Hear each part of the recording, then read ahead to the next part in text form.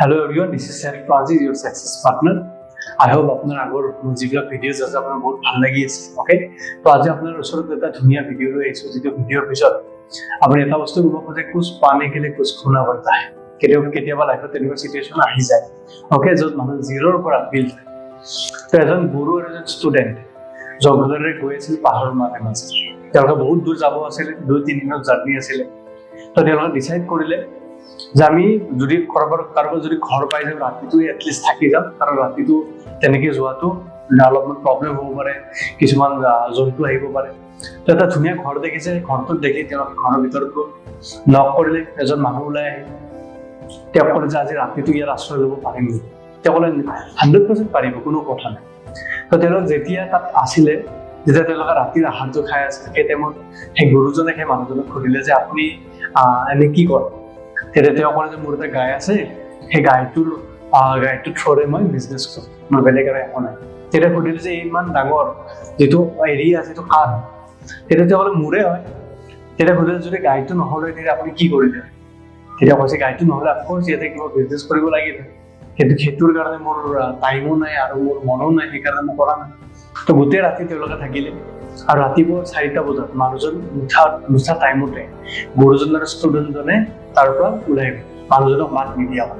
আৰু সেই টাইমত কি কৰিলে, গৰুটো লগত লৈ গুচি গ'ল, যিটো গৰু থ্ৰৰে বিজনেছ কৰি আছিলে, অ'কে? গৰুটো যেতিয়া লৈ গ'ল, তেতিয়া ষ্টুডেণ্টটোৰ বেয়া লাগিল যে এজন মানুহ গোটেই ৰাতি আমাক থাকিব দিলে, কিন্তু তেওঁ আমাৰ গুৰুজনে তেওঁৰ গৰুটো লৈ গুচি আহিলে, যিটো থ্ৰৰে তেওঁ খাই আছিল, তেতিয়া কি হ'ব তেওঁ লাগে।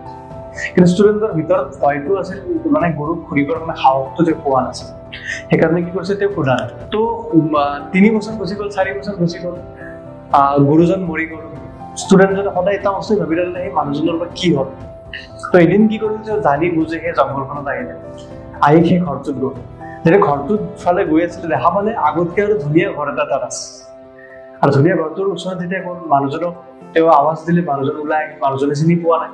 তেতিয়া তেওঁ নিজৰ ইন্ট্ৰডাকশ্যনটো দিলে যে আপুনি যে ৰাতি আমাক আশ্ৰয় দিছিলে, মই ষ্টুডেণ্টজন। মানুহজনে বহুত ভাল পালে। তেতিয়া ষ্টুডেণ্টটোৱে মানুহজনক সুধিলে যে আপোনাৰ গৰু এটা আছিলে, অ'কে? তাৰপিছত আপোনাৰ লাইফটো কি হ'ল? তেতিয়া তেওঁ ক'লে তেওঁতো গম পোৱা নাই যে গৰুটো আৰু ষ্টুডেণ্টে গৰুটো লৈ গৈছে, গৰুজনী লৈ গৈছে। তো তেতিয়া তেওঁ ক'লে যে কোনোবাই ৰাতি চাগে চুৰ কৰি লৈ গ'ল, আপোনালোক যেতিয়া গুচি গ'ল, আপোনালোকে মোক মাতো নিদিলে, চাগে আপোনালোকৰ ইমাৰ্জেঞ্চি আছিল। তাৰ পিছদিনে মোৰ গৰুজনী চুৰি হৈ গ'ল, আৰু হোৱাৰ পিছত মোৰ লাইফত কোনো ধৰণৰ ৰাস্তা নাছিল। আৰু যেতিয়া ৰাস্তা নাছিল, তেতিয়া মই এটা বস্তু ডিচাইড কৰিলো যে জংঘলখন চাফা কৰিম, আৰু জংঘলখন চাফা কৰি ইয়াত খেতি কৰা ষ্টাৰ্ট কৰিলোঁ।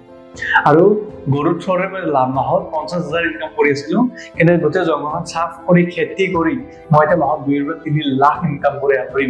এই গোটেই গাঁৱত মই গোটেই খেতিৰ বস্তু দিওঁ। তো মই ফাইনেন্সিয়েলি বহুত ওপৰত গুচি গ'লো।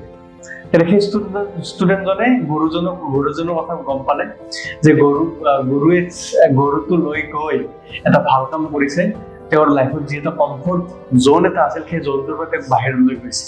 আৰু মানুহজনৰ হাতত যদি কোনো ৰাস্তা পোৱা নাছিল, তেতিয়া পথাৰখন চাই সেই জংঘল চাফ কৰি তেওঁ নিজৰ ৰাস্তা এটা বিচাৰি ওলাইছে। তো মৰম ষ্টৰী এইটোৱে, লাইফত কিবা এটা পাবৰ কাৰণে কেতিয়াবা সৰু সৰু বস্তু আপুনি লাইফত হেৰাই দিয়ে, আৰু হেৰাই দিয়াৰ পিছত আপুনি লাইফত বহুত হতাশ হৈ পৰে। হতাশ হ'বলগীয়া একো নাই। হতাশ হৈছে আপোনাৰ লাইফৰ পৰা কোনোবা গুচি গৈছে, কিবা এটা আপোনাৰ লগত বেয়া হৈছে, সেইটো ভাবি থাকিব আপুনি নালাগে। তাৰ মিনিং এইটোৱে, আপুনি ইয়াতকে বেটাৰ পাব, ভাল পাব, তাতকে বেলেগ একো চিন্তা কৰিব নালাগে। যদি মোৰ এইটো ষ্টৰী আপোনাৰ ভাল লাগিছে, তলত থকা বেল আইকনটো আপুনি দবাই দিব, আৰু নেক্সট ষ্টৰীটোৰ কাৰণে আপুনি 100% ইয়াতকে বেটাৰ ষ্টৰী লৈ আপোনাৰ ওচৰত আহিম। তেতিয়ালৈকে লাইক, কমেণ্ট আৰু শ্বেয়াৰ কৰিব পাহৰিব। Thank you so' much.